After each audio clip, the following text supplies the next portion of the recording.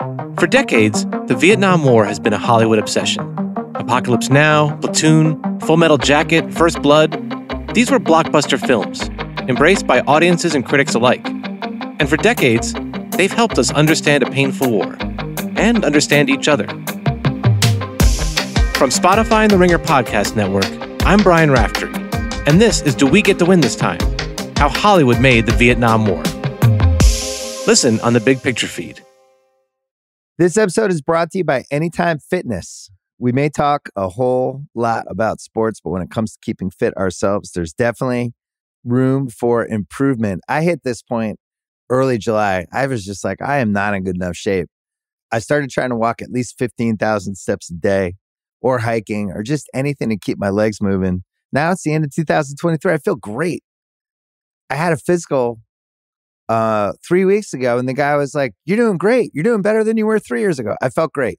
Whatever your goals are, progress is possible thanks to Anytime Fitness. Get a personalized plan and support from an expert coach anytime, anywhere.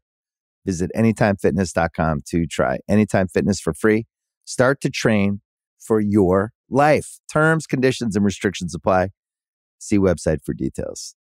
This episode is brought to you by Atlassian. Atlassian software like Jira, Confluence, and Trello help power global collaboration for all teams so they can accomplish everything that's impossible alone. Because individually we're great, but together we're so much better. Learn how to unleash the potential of your team at Atlassian.com. Atlassian.com. Atlassian. Tap the banner or visit this episode's page to learn more. I need support staff to clear the room. Stand up and walk now. Hello and welcome to The Watch. My name is Chris Ryan. I am an editor at TheRinger.com, and joining me on the other line, out of the storm like Katie Crutchfield, it's Andy Greenwald! Yeah! That's for the real heads. I like that. Yeah, that's for my Deep Waxahachie crowd. Greenwald, it's great to see you virtually. Katie's been on this pod twice, by the way, more than some major television creators. I know. I mean, we have repeat guests. We used to do that a lot when we were a Zoom product. We used to have people joining all the time. And I feel like now that we've been an in-person outfit for the better part of a year, we've really concentrated on what goes on between us. We're forced to be on Zoom today because of Hillary-related activities at the Spotify building. But shout out to everybody there. I'm sure we'll be all set for the rest of the week. Andy, it's great to see you. And when I say Hillary-related activities, it's because of her emails. There was a big storm in LA, and it did have some impact on people and on some communities, and there was some flooding and things. Broadly, I would say as a native East Coaster, and I wonder if you share this as well, it seemed like people were losing their minds for potentially very little. Yeah. This used to be called September when we were growing up. So, it rained. It definitely rained. And I was thinking that it was kind of a nothing burger for me until I got to the offices of Spotify, an internet-based podcast and music corporation, to discover that their internet was not working. Yeah. We needed all that stuff to record this podcast. What we need is the internet. That's a tough L for them. And that was like a kind of non-negotiable thing for us is having the internet.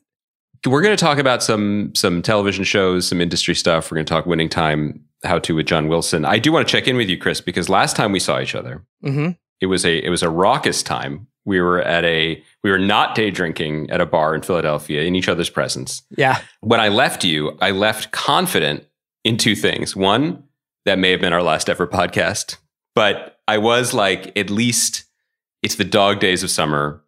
It was a weird one, but we were like, well, no one's really going to review the tapes on this one individual podcast. Sure. 4 hours later, Bill, the sports guy Simmons, checked in with some thoughts about our podcast. He was just like, it sounded chaotic, but I enjoyed it. Yeah, no, we aren't in trouble, but I really appreciated that, we spent the year just really nose the grindstone, crushing tape on Succession. Especially you. You can say major shows. It's really, your recommitment to television and podcasting has really been inspiring. And I was really glad that our boss heard the episode where you were like, Andy, what TV shows have you been watching this summer? And I was like, Chris, I got to be honest with you. I don't have time to watch television. I thought that was a really good one for him to hear. But all I'm saying, so we got away with one. He enjoyed your Sarah Jessica Parker commentary. But I did leave that bar in Philadelphia confident in two things. One, the tomato pie flavor was by far the best of the regional chips. It's the last time I'll eat on a podcast, I think. Oh, not me. Not me. But do you remember the time I cracked a yogurt in front of Jason Mantzoukas? He's certainly never forgotten. Although that doesn't beat the all-time great eating on this podcast story, which was when back in the old days, I was still recording in New York, and I interviewed Odenkirk. Bob Odenkirk came in for Better Call Saul. Yeah. And we were having a really nice conversation about acting. He's a serious guy. He was very friendly. And 15 minutes in, he asked to just step down so he could just crush a power bar, because I guess he'd been doing media all morning and hadn't eaten. And I appreciated that he knew what he needed. Yeah. But we just sat there quietly while he ate. Anyway, the other thing that I left confident in is that our podcast listeners were in for a treat last Thursday, where you would just go into the circus as the lioness tamer, right? And you were going to do 40 to 80 minute solo just talking about Taylor Sheridan shows. So what happened? I just honestly, I didn't have enough. It wasn't about Taylor. It was about me, because once I set up the idea of Taylor culture, #Taylor culture, as a sort of cousin to heat culture, something that we all aspire to, both in terms of land acquisition and body fat, and also storytelling. I didn't think that I was not worthy of the subject matter. I have to admit, Lioness is so crazy. It's so good, but it is so deplorable. It's amazing. Have you thought about getting back on the train with that? I haven't not thought about it. It's definitely, this is going to be part of what we talk about today. I mean, it is a little bit slow in the TV verse right now. And, that it does sound electric. I mean, as electric as I imagine the cattle prods that they're using as interrogation tools. I told you, they just redid. I think it's helpful to look at it as a Sicario adjacent show, literally taking place in the reality of Sicario almost. Saldana is really good on it too, right? I thought she was pretty good in the first one. I think almost everyone is doing a great job on that show. I mean, I think everybody is pretty tight. It's there's almost this thing now with Taylor shows where you either get it or you don't in terms of how to do the dial. No, I don't mean viewers. I'm not saying it's not like a cult. I mean the actors. He uses a rep theater basically of people in the supporting roles, and they really do spice things up. There may be a Sambal elect shortage, but it's spicy over in the Taylorverse, Oh, I see what you did. I like that. I don't want to hot take anybody, but I think Zoe Saldana underrated. Yes, as someone who's not blue or green, when she is not painted when she's in movies. Just in roles. Yeah, that's the thing that's really cool. Is I don't want to give away any plot points of Lioness, but there's been a couple of times this season where she's legit good, and also not that she hasn't been before. She's dynamite, but they also are doing the show in a way that it's just very adult. I don't know how to explain it other than that. It's a very it's a hard R, but it is really up my alley. I've been enjoying that. I've been grappling with my feelings about Justified City Primeval. Okay, where I think this is something that kind of happens when you're terminally online and reading about projects coming up, and also have maybe a decade-long relationship with a television show and a multi-decade relationship with some source material. Just it's just you get in your head about it, and expectations can get almost out of whack. So with Justified, I'm enjoying it for what it is, but it's not what I thought it was going to be, and it's certainly, I think, is almost now reverting. Actually, in these last few episodes, I think is finding its cadence and its rhythm as Justified. But I think in the earlier episodes, the thing that was I was bumping my head against a little bit was how it was deviating from Elmore Leonard. And obviously, Justified City Primeval is based on a novel called City Primeval: High Noon in Detroit, which is not a Raylan novel, but they have transposed Raylan. They've dropped Raylan into this and into the Ray Cruz character, and Ray Cruz shows up in Justified City Primeval. But there are some changes that they've made that I think are thoughtful and interesting and thought provoking, but are it's hard to do Elmore Leonard and do an adaptation of a specific Elmore Leonard story with those specific characters, and then also do what they're trying to do with kind of confronting Raylan Givens with 2023, if that makes any sense. Well, isn't that also always an issue of like, broadly, I admire the attempt to say, well, okay, what is this character doing now? What is what relevance does the story have in today's world, culture, moment, whatever? But some characters and stories don't work that way, right? Like they simply don't, and sometimes they're best left alone. It's not even a cultural norms thing. I think even that question you just asked is an excellent one that they haven't really gotten that deeply into in Justified, which is what's up with Raylan. Like we know why he wound up in Detroit, which is sort of by accident, although not out of the question for Elmore Leonard novels where somebody is doing something and then they get waylaid to do something else. But we haven't really gotten into how Raylan has changed over the years, if he's changed over the years, if that's a problem. And I got to say, I think Boyd Holbrook and Vonnie Curtis Hall are doing great work on it. And I think Aunjanue Ellis is doing like an amazing job. The Carolyn Wilder part is a really interesting part. So that's the lawyer that she plays. In the novel, I find it's a much different character. You know what I mean? Like it's a much different it's a combination of femme fatale and antagonist and eventually kind of co-conspirator with Cruz. But it's a very different kind of rendition of the character in this show. And it's just a really interesting experiment. I think I'm going to sort of wait to like share my final thoughts until the show itself is over. But this is actually a good segue to what I want to chat with you about today. You know, one of the things that Justified was for me was the perfect blend of a long-running episodic case of the week, kind of fun, like who's going to show up, like who's going to be the guest stars, you know, on this episode of Justified, or what will Raylan get into, while also keeping an eye on the Harlan County world of Boyd and everything like that. And there was usually a big bad for the season. There was an overarching plot line, but they would be really good at doing these one-off episodes, or maybe even following a supporting character on a different journey for an episode. And then they've taken that sort of magic that they had with that show, and they've tried to do the limited series, or the sort of mini series. And I think that there's 2 more episodes of Justified coming out. And I am bumping my head a little bit with is this case, like, is in a novel, you can just keep turning the pages and you're like, I love it. Let me get more. With a 8-hour or whatever it's going to wind up being miniseries, there's something strange about, like, is this story big enough to fill out the walls of this show, right? Totally. And would this have just been better if it was like another season of Justified and it was 12 or 14 episodes and there was lots of different stuff going on in Detroit that Raylan was getting involved into, rather than this one Clement Mansell case?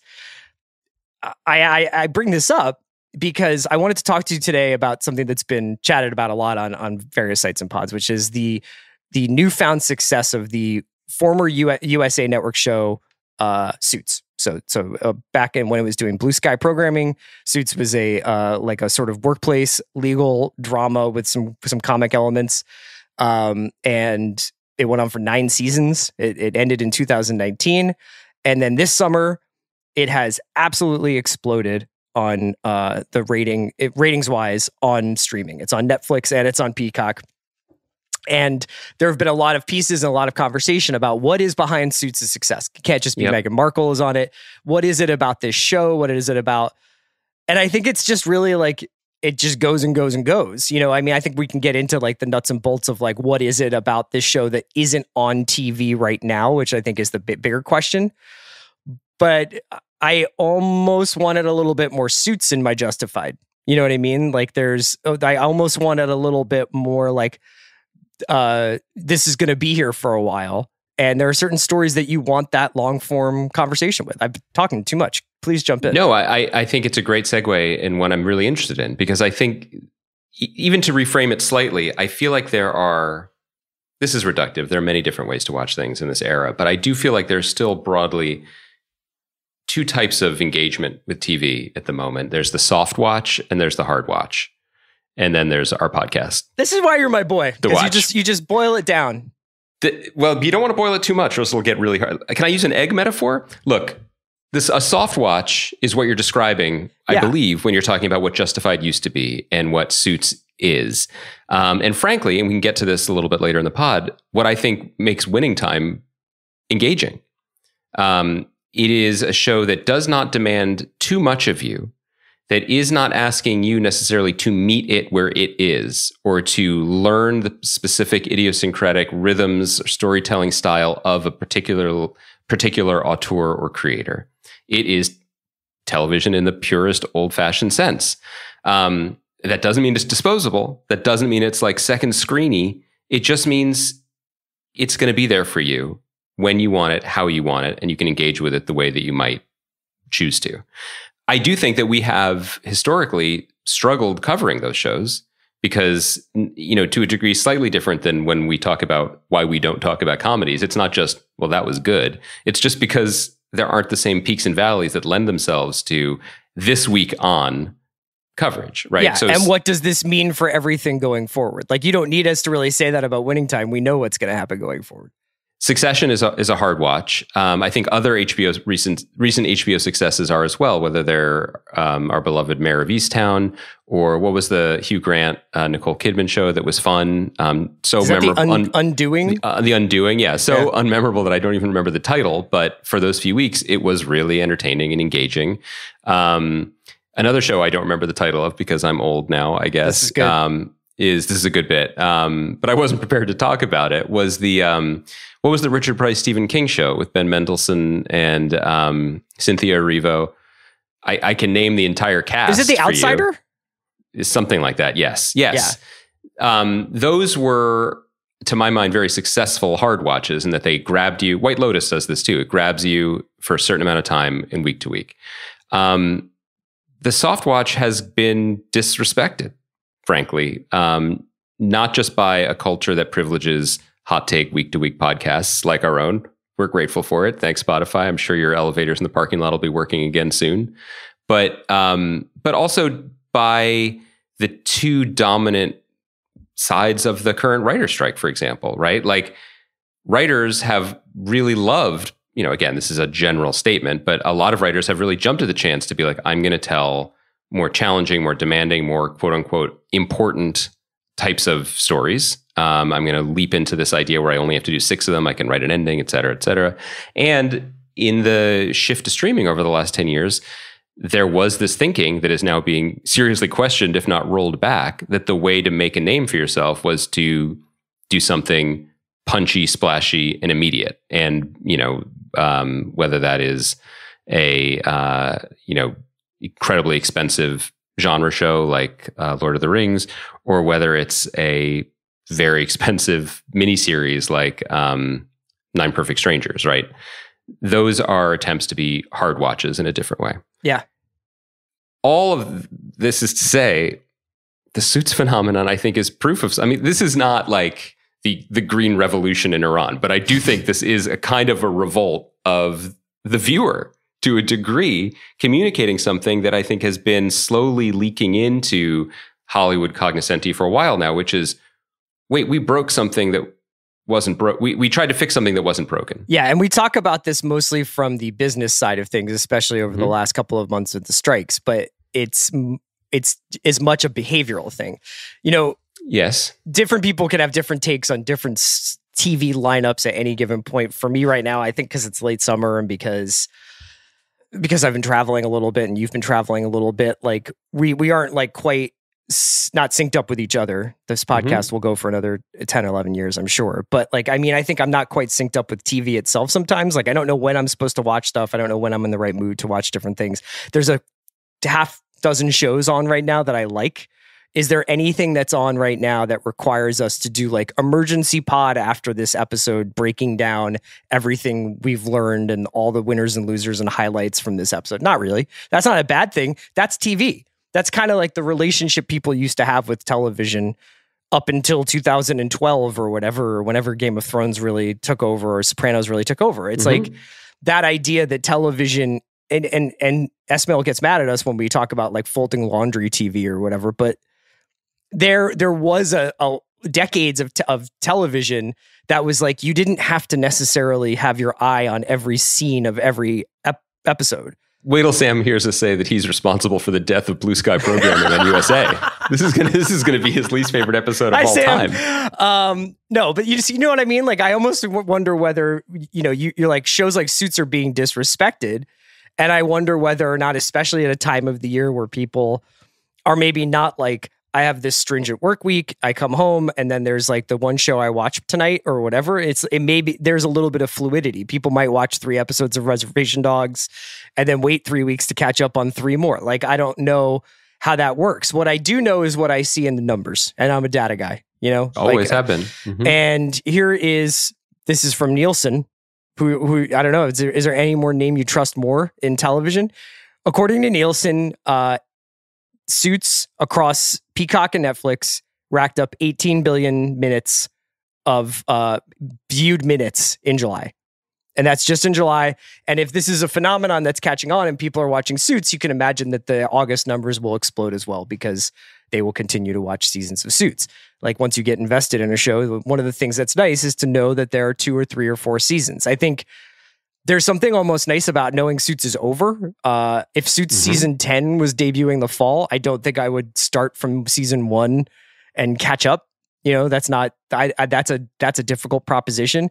Knowing Suits is over is kind of like what I've been doing with Deutschland, where I've just been like, every couple of weeks I'll watch like 1 or 2 Deutschlands because I want to. Great show. Yeah, because that was just weirdly I missed it. Except for the first season. So it's been kind of fascinating to see this explosion, and I wonder whether or not the sort of completeness of it helps.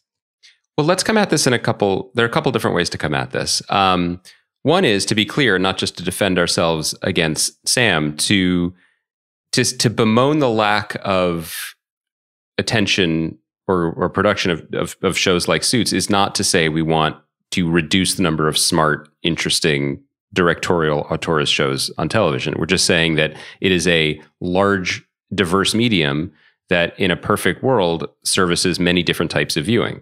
Because there are some people, and we're going to continue to use Sam as the straw man here, who only watch, elite shit in a perfectly black room with a giant screen. Yes. But there are other people who can do both. On part of my journeys across America, in Steinbeck fashion over the last few weeks, I stayed with my dear friends Giancarlo and Monica in New York, and their kids are away at summer camp, and they introduced me to their new nightly ritual, which is after dinner, they sit down and they fire up the next episode of the NBC television show, The West Wing. And that's their postprandial activity. And have they watched that before, or is this the first time through? I believe they had watched it before. I don't know if they had watched it in its entirety in this way. They are incredibly cute. They applaud when the credits roll and watch at the beginning. There's the soaring music. Yes. And I sat with them and I watched an episode of The West Wing. It was like post Sorkin Wells era. It was like Smits. It was Smits was coming. Hurricane Jimmy was about to touch down, but it wasn't quite there yet. It was kind of in between storylines. And I'll tell you something. Were you a West Wing guy? I watched it. I was not a religious follower of it, but I did watch it enough. That's also the way TV used to be, right? Like you weren't a let Bartlett be Bartlett guy, right? What do you mean? I felt like Congressman John Goodman was like holding him back. That wasn't like an ethos for you. You weren't like this is goals. I was a Sam Seaborn guy, and when Rob Lowe left, so did my heart. No, but that was also what's weird is to just admit that, right? That like I did not watch that show the way I watched Breaking Bad. I missed many, many episodes. But when this episode came on from season 5, I was like, oh yeah, I remember. I remember the way the board was left broadly. There were also some things in this episode that were super wild, like just both in terms of a lot of jokes about what the members of the Chinese delegation would be eating. And I'm like, oh, like we're doing these jokes. This wasn't that long ago. But 2, the dialogue, and again, this is post Sorkin. So this is like absolute, like the John Wells school of like, we're room writing this drama and there's another one to do next week, which I have a lot of respect for. No piece of dialogue crackled. There was no shot where I was like, my God, I'm moved by this. But the whole thing moved. It was very entertaining and it was pleasurable. And my comment about this isn't just like we should go back to that. It's that we are not keeping the coffers full of the next generation of this type of show. I think there was a lot of chatter when Poker Face debuted on Peacock that it would be a return to old school pleasures, case of the week. It was like Columbo, et cetera, et cetera. Yeah. Whether or not you believe that that was the case, the very nature of production in 2022, 2023 just invalidates that entire idea. Because it's Natasha Lyonne, who's a big deal, and it's Rian Johnson, who is a big deal, and it's expensive, and you have to shoot it in multiple states, we're not getting a second season of it this year. Right. We will get a second season of it at some point. It seems like it did very well for Peacock, and it was renewed. But part of what we're talking about, and part of the Suits phenomenon, is that there is more of them, that they were reliable. Yeah. And I think that that matters as almost as much as the quality of the piece you're talking about. This episode is brought to you by Mint Mobile. New Year's resolutions are fun the first couple of weeks. Then you kind of maybe conveniently forget about them halfway through January. No shame. It happens to us all. But this year I have a foolproof plan, at least when it comes to saving money. Just switch to Mint Mobile and you're done. Goal accomplished, because for a limited time, their wireless plans are $15 a month when you buy a 3-month plan. The great thing about Mint Mobile is there's no jaw-dropping monthly bills or unexpected overages, and all plans come with unlimited talk and text. Get this new customer offer today at mintmobile.com/watch. Additional taxes, fees, and restrictions apply. See Mint Mobile for details. Love the way you look this wedding season at Men's Warehouse. With a range of sizes from extra small to big and tall. Explore top styles at prices for any budget, including designer suit and tux rentals starting at just $159. With over 600 locations, in-store consultations, and easy online booking, there's a reason why couples choose Men's Warehouse to find their perfect fit. Men's Warehouse. Love the way you look.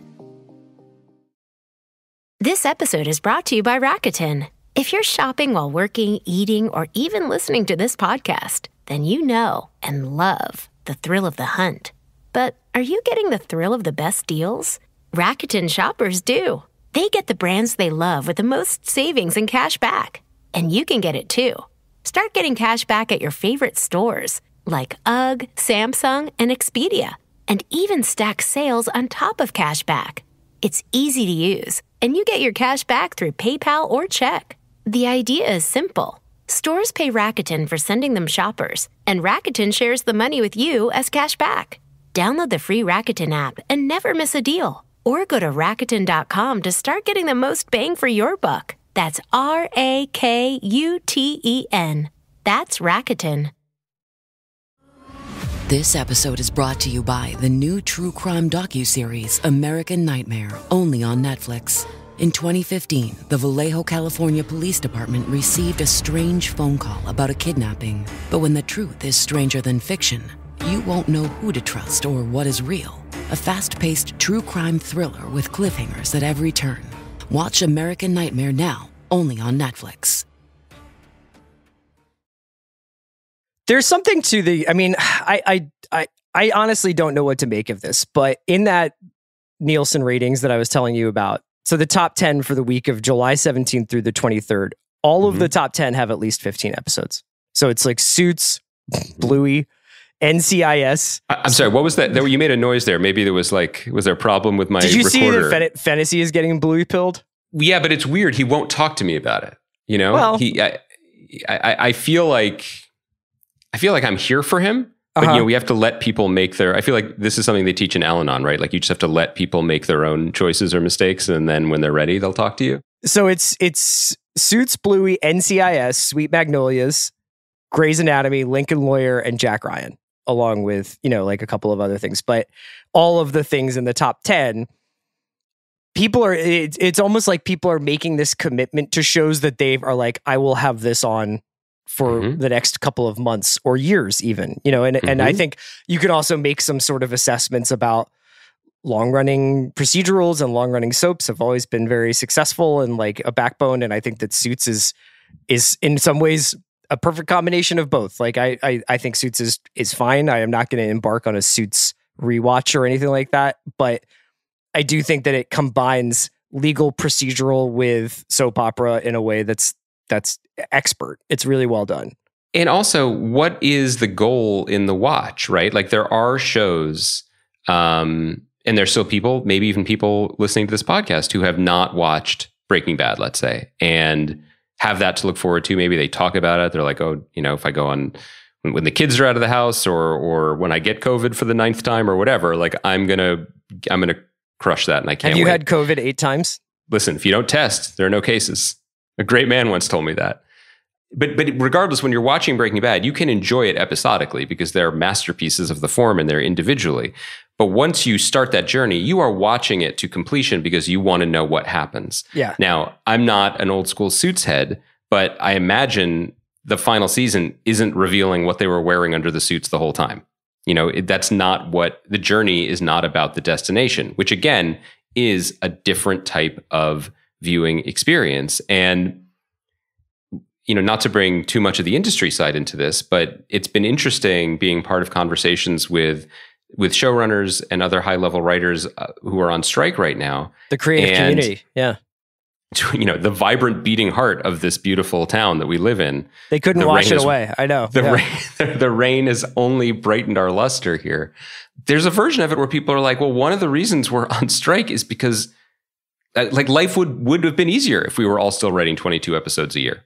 Like that. Okay. That worked. So let me just push back a little bit. Somewhat please, devil's I don't know if I advocate, believe that, but and somewhat on behalf of Juliana Margulies, who at the end of the Good Fight or Good Wife, which was going to be my recommendation for people if they are looking for something Suits-ish, is The Good Wife is just exactly that. It's like a great legal procedural. It has cases of the week, but it has lots of long running storylines across the series about Juliana Margulies' character and her relationships with this law firm and who she's dating and all these things.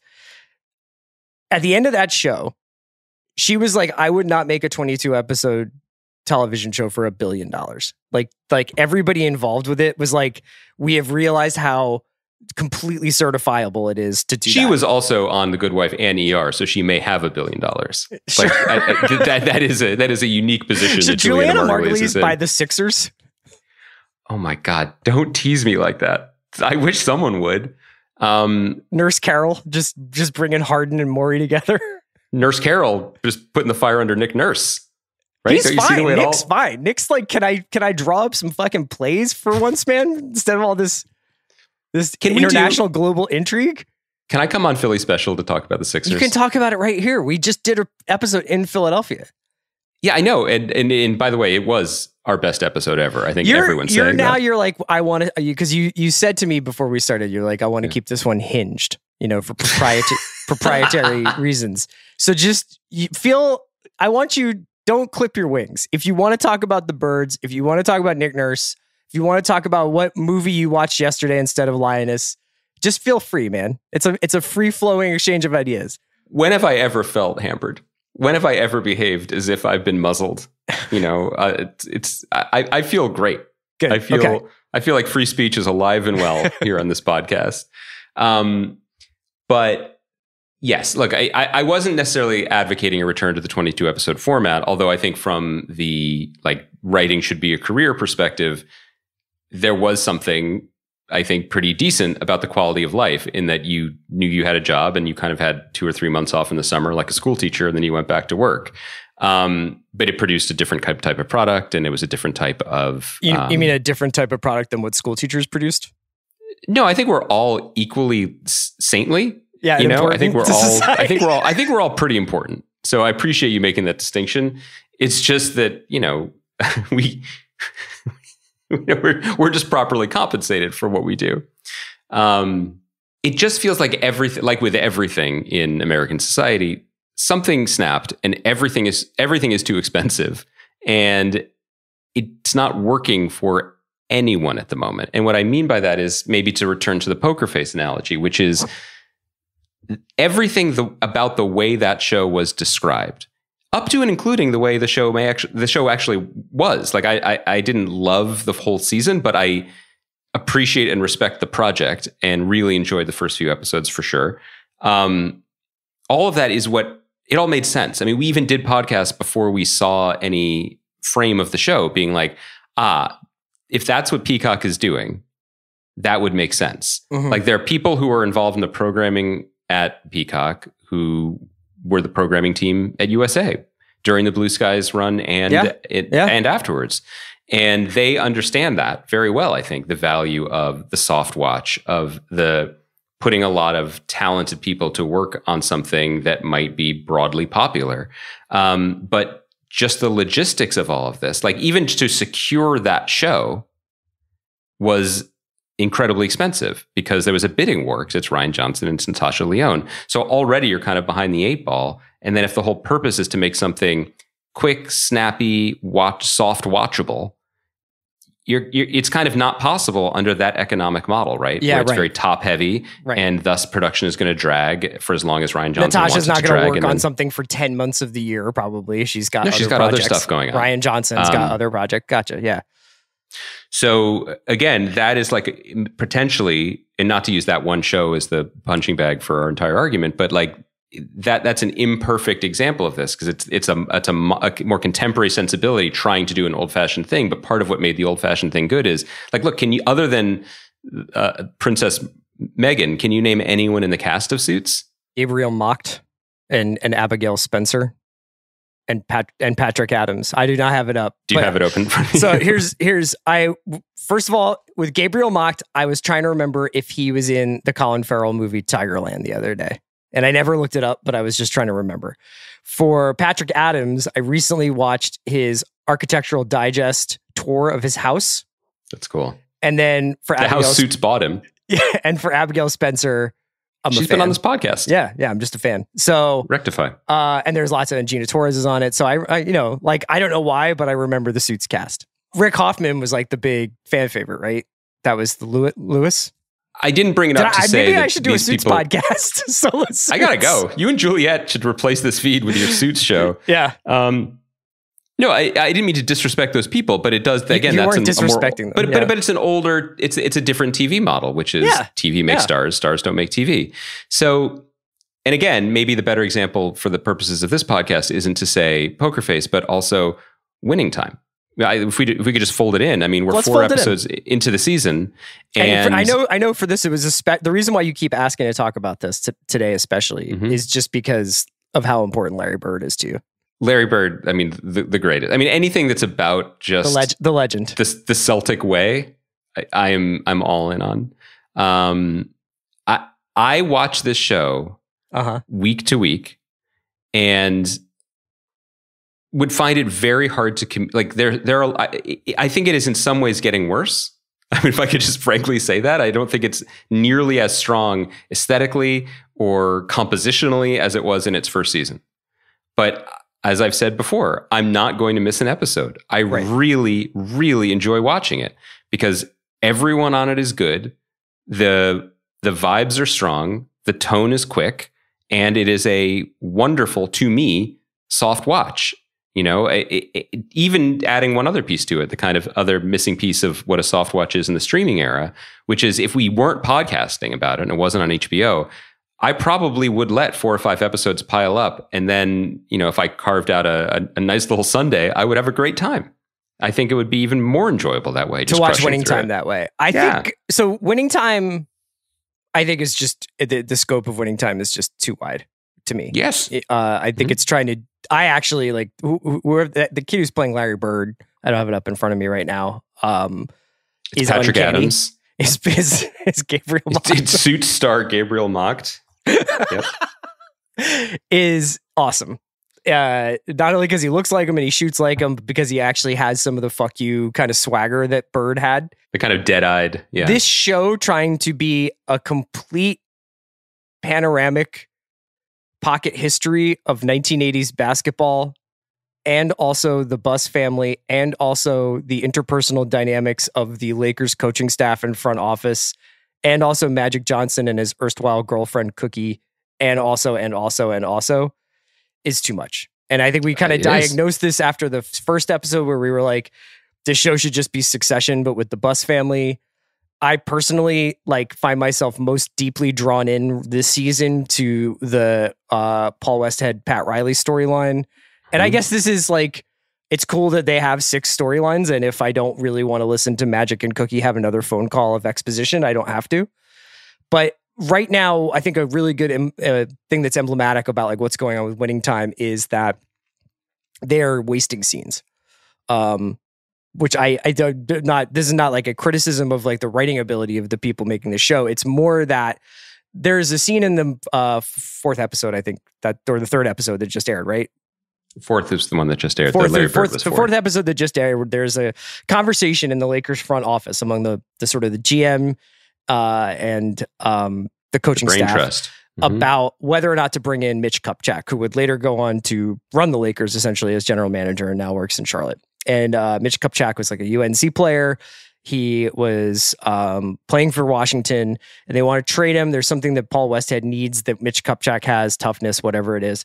And there's a really cool dynamic happening where it's not unlike other offices where it's oh, you weren't invited to this meeting, and who told you this? And did you have a conversation with somebody about something, or did you just mention it to them? Is that what happened to us today when they were sorry, the internet isn't working when we showed up to do this podcast? But in this scene, it is completely subsumed by Hurricane Jason Clarke, who's playing Jerry West at a 13 and screaming through every scene he's in.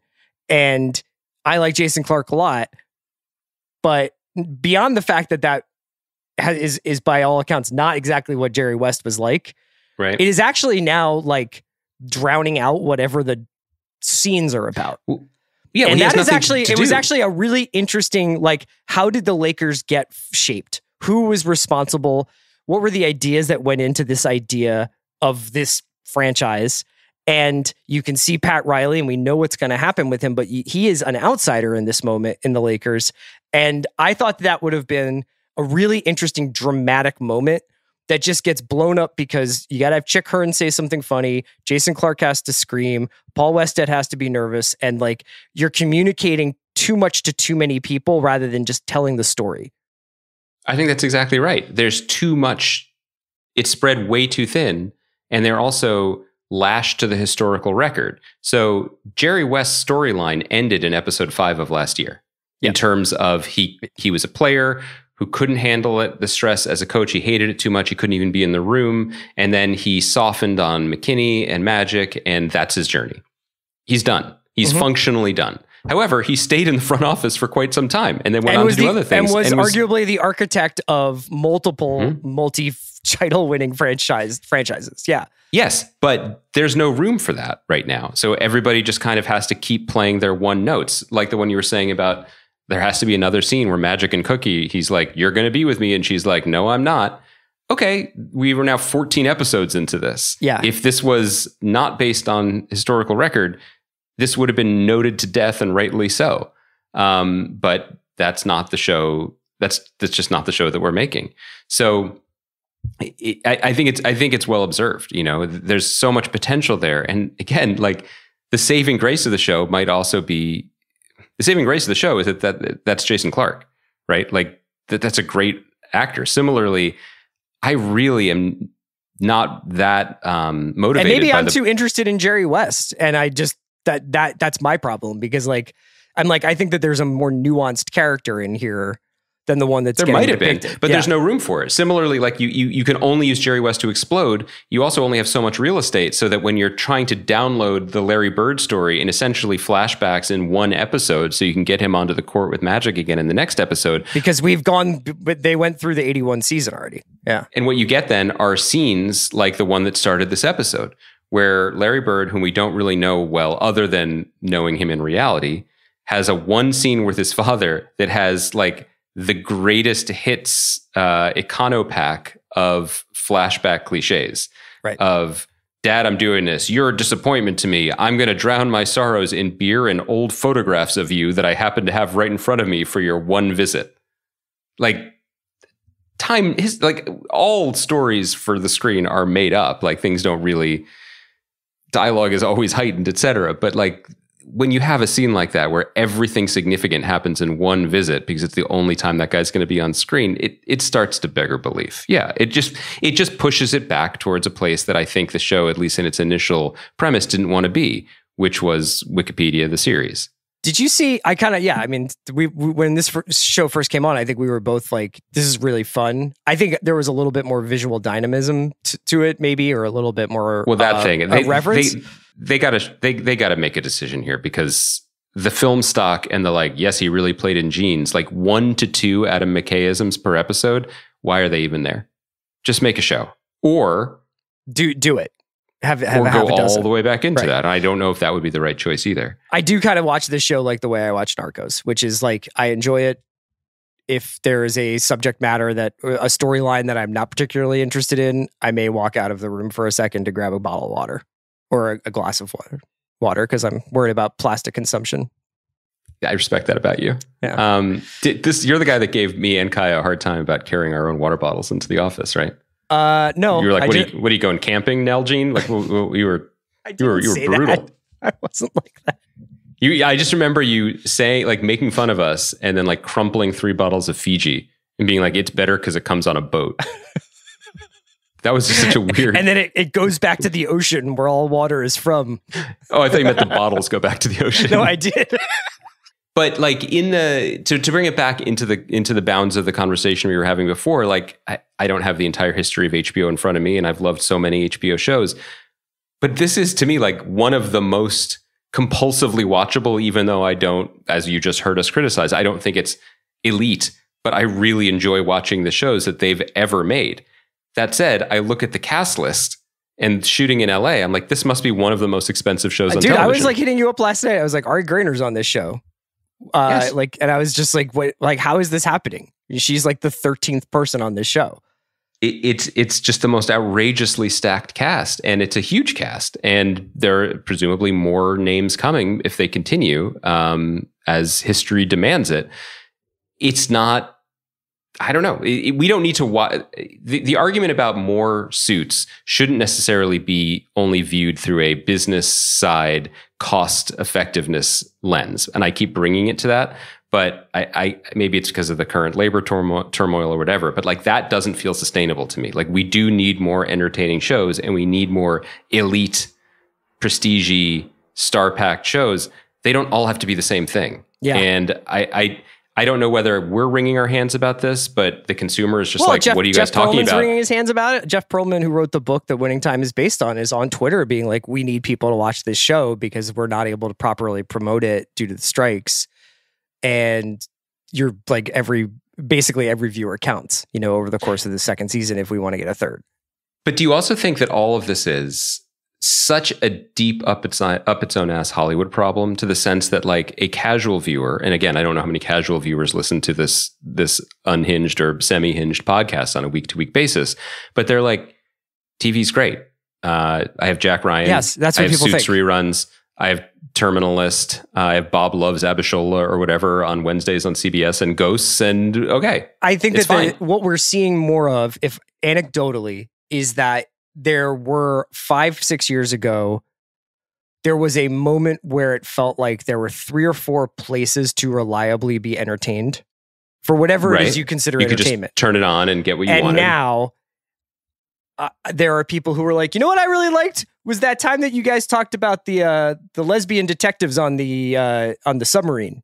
And it's like, that's Vigil, a British show on Peacock that you have to search for on Peacock to find. Mm-hmm. Like there's people who are like very deeply like interested in television who have no idea where to find what to watch, or when it's on, or when those new episodes are up, or how many different services they need to have, or whether they should be canceling certain services at certain points, or those services are getting folded in to a bundle with Disney or Paramount or whatever it is.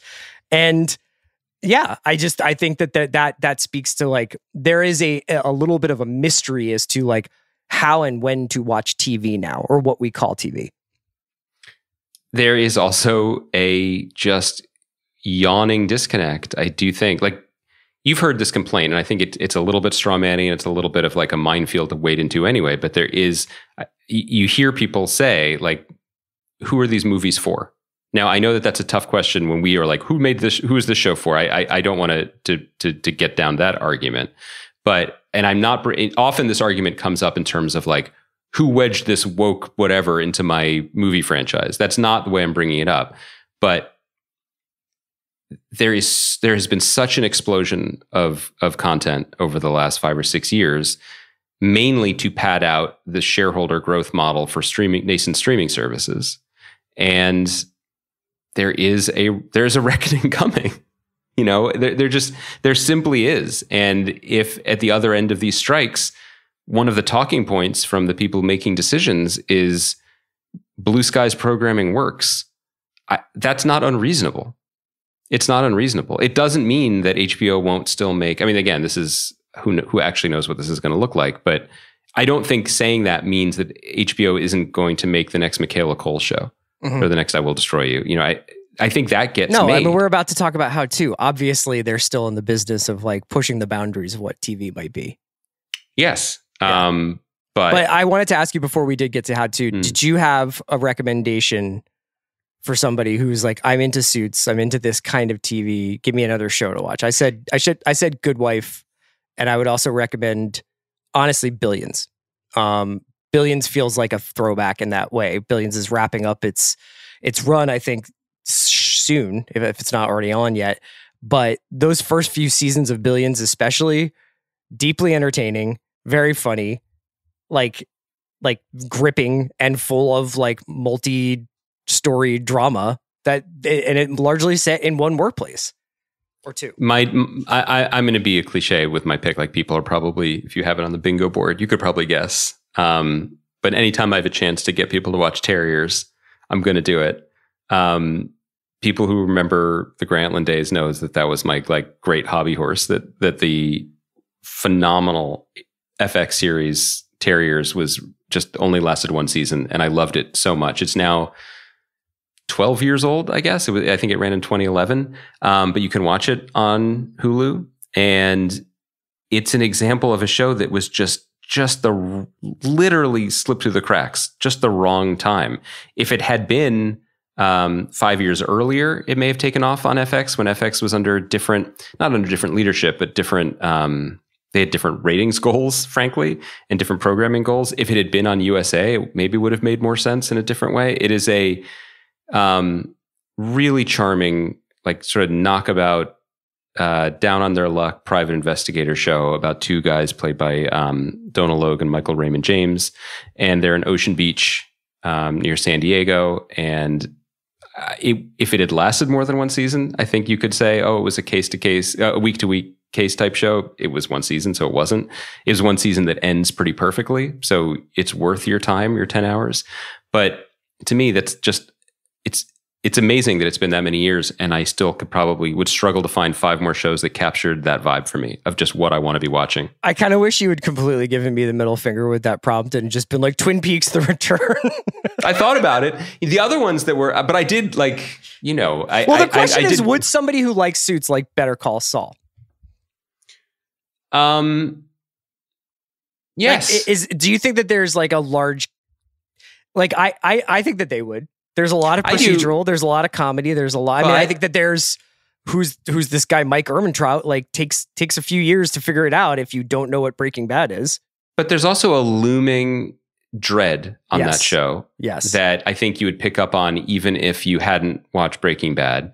I think that there's the Mike origin story flashback episode, I believe in the first season of Better Call Saul, that is absolutely remarkable. A showcase for Jonathan Banks, but also would really knock you off your square if you happen to be folding laundry and just there for the legal hijinks.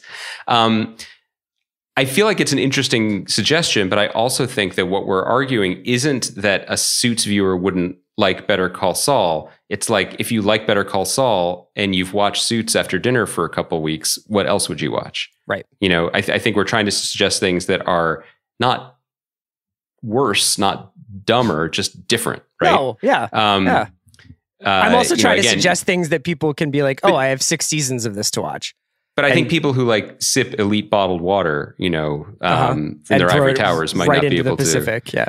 Do you know what show I really wanted to recommend? But it's different. I walked back from it for two reasons. One, the show I wanted to recommend is not available on streaming, which would have been very me, but also not appropriate. But I think that you were right to highlight the procedural aspect of it, which I think is very calming and inviting. I was thinking about drawing people to just the type of show that just simply doesn't exist anymore, which is the broadcast family drama. Oh, like Brothers and Sisters or something? Yeah, I was going to suggest Once and Again, which I haven't watched in a decade, but I loved it. That was the show that Evan Rachel Wood debuted on, and it was Celia Ward. In this house, we believe in Celia Ward. Always the oldest and best, the first sister number one. Isn't Swoozie Kurtz on that show? Isn't she the older sister? That's Sisters, yeah. I'm talking Once and Again. Oh, this is post Once and Again. Yeah. But Celia Ward, Billy McCormick, I think. Eric Stoltz was on it. The guy who played the actor, not the actor who played like the bad boy doctor on ER, Shane West. I forget his name. Yeah, Shane West. Yeah. Anyway, it was a Herskovitz and Zwick show, the guys who made 30 something, and it's just about families, man. And it was very emotionally true and interesting and good. And I feel like that would be a fun and interesting revisit, a nice post dinner kind of thing, but not streaming. So scratch that. And then you know what I was going to suggest, but I thought you were going to is, Chris, where's the House discourse these days? It's on Peacock. It's right there for you. I've become so much of an SVU head that it's been a while since I've revisited House. But whenever I'm home, my mom usually has like an episode of House comes up once per day. I loved that show. And it's always Lupus, you know? It's always Lupus. That show was, again, like I think that to look at shows like House through a 2023 lens, like there's a lot of things that don't make sense, that don't really like jive with how we watch things now. But I almost feel it's underrated because it was such a beautifully designed machine. It just ticked, you know, and the casting was so good and they came up with those stories week to week. And it was built around a star performance that was almost perverse, right? Because we think of a star performance now, we're like, oh, what accent is Nicole Kidman going to do in this? But with House, they took Hugh Laurie, who is incredibly talented and quite famous in the UK and not super well known here, and he just made a choice and he did a thing and he was a star from it, right? Yes. And then he was able to sort of step back because that's not him and he does 100 other things very well. But a great show that I would revisit, throw on every so often. Why not? Really good supporting cast too, right? Omar Epps was on it. Robert Sean Leonard, Jennifer Morrison. Yeah. The great Jennifer Morrison, who's now a good TV director and I believe a avid listener of The Watch. Hello, Jennifer Morrison. Mm-hmm. Hello, Sam Esmail. You know, who else is listening? Who's out there? That's it. Andy, you mentioned this earlier that we often have a little bit of a challenge when it comes to talking about comedies because we're not imaginative enough to think beyond that was really funny.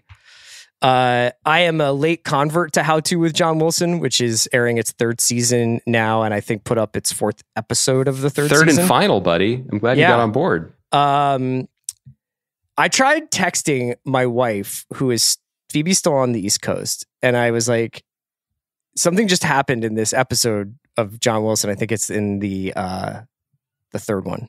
And I was like, I have to tell you about it. And I sent her a long text trying to explain. Was this the working out episode? I watched this. This is the episode where, the episode with working out has... Well, let's describe the show for people who don't know, because we've talked about it briefly, I think. It's a guy who asks a question at the beginning. It's a you do it. Yeah. So this guy, John Wilson, is a just almost obsessive documentarian who for years just filmed everything in his life in New York City, like minutia, everything, and then cobbled it together into these very, very unique, almost love letters to his city and also to whatever this bizarre moment is, right? And Nathan Fielder is executive producer of the show. And so now there have been 3 seasons and each episode has a title, like the one you're talking about, Chris, was the 3rd episode of the 3rd season called How to Work Out. Yeah. And each episode is narrated first person POV by John Wilson. And usually his words are paired with really funny and surprising images, videos that he's taken on the streets of New York. And these things start with a very simple question. Like one of my favorite episodes in the first season was about scaffolding. Like, why is there always scaffolding in New York? But they very quickly follow each detour down very bizarre rabbit holes. So that like there's one episode that is about many things, but also has the funniest and most interesting examination of the Mandela effect that I've ever seen. And so this episode about working out is also a melancholy meditation on fame and whether we can ever actually be happy with what we want. And it's also about, well, you should probably take it. So there's a couple of different moments in this episode. One is when he goes to find a personal trainer and he has some, he's tried a couple of different people and he finds somebody who was the personal trainer of one of the 9/11 bombers. Like a few of them. Who has written a book about it. And this is coming out of John Wilson attending a bodybuilding show that's like a charity event for 9/11. It's like a celebration of 9/11. No, it's like it's a 9/11 themed bodybuilding competition. Yes. And John Wilson asks these guys who, all respect to people and all the things that the multiplicity of life, but they look real strange. And honestly. They're also all like, I'm in the throes of real depression because of how I have to live to make my body. And he's like, where were like you this? at 9/11? The guy's like, oh, I was actually born in 2002, but my condolences, to everyone affected by all of that. But there's also like a whole subplot in this where he goes to a cat show to get his. But are you going to say the best part? We are going to do the thing where we talk about what's funny, where he talks to the guy who trained, just like not trained them to do 9/11, but he trained them like physically. Yeah. And then John Wilson asked this guy, like, how did you feel when 9/11 happened? And he says, proud. Proud because he was so committed to an idea. You don't have to agree with it. Yeah. He trains them well to accomplish their goals. A whole thing where he's trying to get his picture taken so he can have a before photo of before he starts working out. And he goes to a cat show because he thinks that he'll find a photographer there. Mm-hmm. He gets scammed or something there and then winds up trying to talk to a woman who writes cat detective fiction.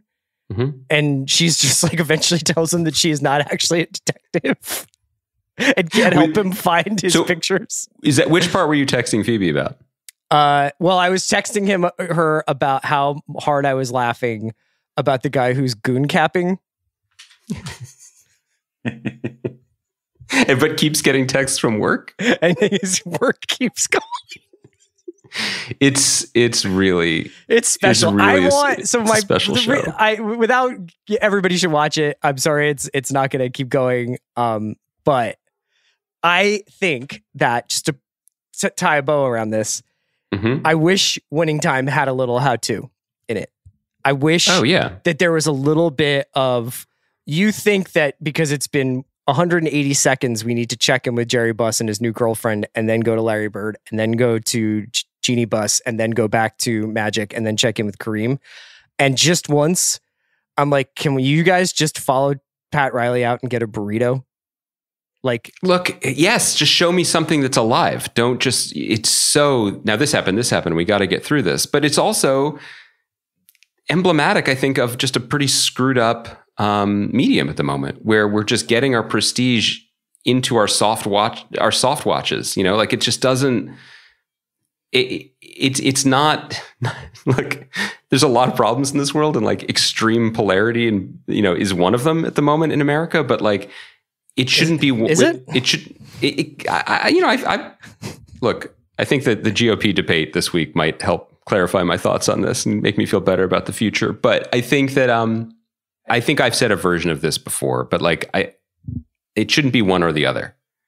But this current model of top heavy, okay stuff, like super expensive okay stuff, and then really small niche stuff on this. It doesn't feel sustainable. Maybe it's sustainable for HBO if every House of the Dragon pays for a how-to. Sure. But the long-term prospects of their medium shows being as expensive as Winning Time or Last of Us, I'm not worried about Casey's checkbook or Zaslav's whatever, but a little more suits would go a long way, clearly. And maybe that's the way to put it, But by the way, but I don't want to step on your very good observation that if Winning Time just had a little bit of space to follow its curiosity down one rabbit hole, it would be a lot better. Like, do you remember? Sorry, we're done. Podcast is over. You can stop listening. But Chris, do you remember the scene that you loved so much in season 1 of Winning Time, which is when Pat Riley was home and Gillian Jacobs was his wife, and they were sharing a cigarette, and they just had like a moment of intimacy that felt like people who knew each other and were alive in this world and wanted that things. Basically written for me is like, what if Pat Riley was having a cigarette? But sure. What if? Imagine. I'm sure there's no footage of that, but like, we haven't gone home with Pat Riley in a long time. It's just Adrian Brody currently being like, huh? What? And then he'll be coach. Take us home, Pat Riley. Today we were produced by Jack Sanders. Jack, thank you so much for filling in for Kaya.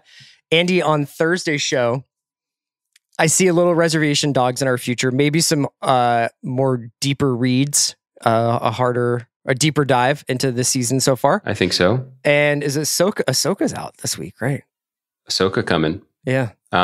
Chris, you've recently rejoined a gym. Do you have a before photo that you'd like to talk about on this podcast? I think it's the last 10 years of pods. You can tell what I'm doing to myself. Everybody's idea of how I look is how I look. You know what I mean? That's beautiful. So in the sense that like, there's no one canonical version of you, like it's like your favorite character in a novel, right? Like there's, oh yeah. Like when I think of Anton Sugar from No Country for Old Men. That's there was no other fictional character that's that what I would go to when talking about you. Great. I think we did it today. I'm proud of us. Hey, good job by you today. You know what? You really pulled out some, you recommended terriers. You gave some industry insight. And I think that we played within the lane lines today. I think every podcast that we do should end with a little self-reflection where we give each other scores. Are you mad that I didn't let you talk about plane movies today? No, I'm not. No, I'm not mad. I just feel like you're just, I think you're feeling a little embarrassed that you haven't watched Guardians of the Galaxy Volume 3. I just feel I get that sense from you that you're just because of your longstanding aversion. Well, I think I treat talking raccoons like I treat my plastic bottles of water. No, you have a history of frankly violence towards CGI animals, and it just you're inured to their suffering. What if I told you that the CGI space otter is voiced by Linda Cardellini? And then when I Googled it, it said it was voiced and like mocapped by Linda Cardellini. No, but how's that possible? She's Hawkeye's wife. Yes. You're not allowed to do that. Jim Gunn is allowed to do that. Is there an indication that like her soul has been uploaded from Mrs. Clint Barton to the soul of an otter?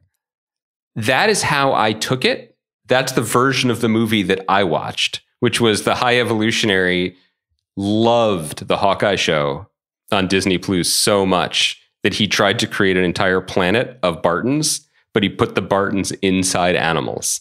But you don't even get these references. You're just staring at me. You don't understand the moral Wait till we watch quandary. Ahsoka. I'm just going to be like, dude, what is this? I want to do all of Thursday's podcast about you being like, you're not allowed to do that. About Linda Cardellini's double dipping in the MCU. There should be rules. Like if she plays Mrs. Barton, she shouldn't be an otter as well. It's like Chris, Vin Diesel's not in multiple like roles. All he does is voice a tree bark. But Chris, you watched SVU, and by now you've noticed that sometimes a rapist is a defense attorney. Like people cycle through those shows. And it's not just about second chances in the justice system. It's not the same character. Yes.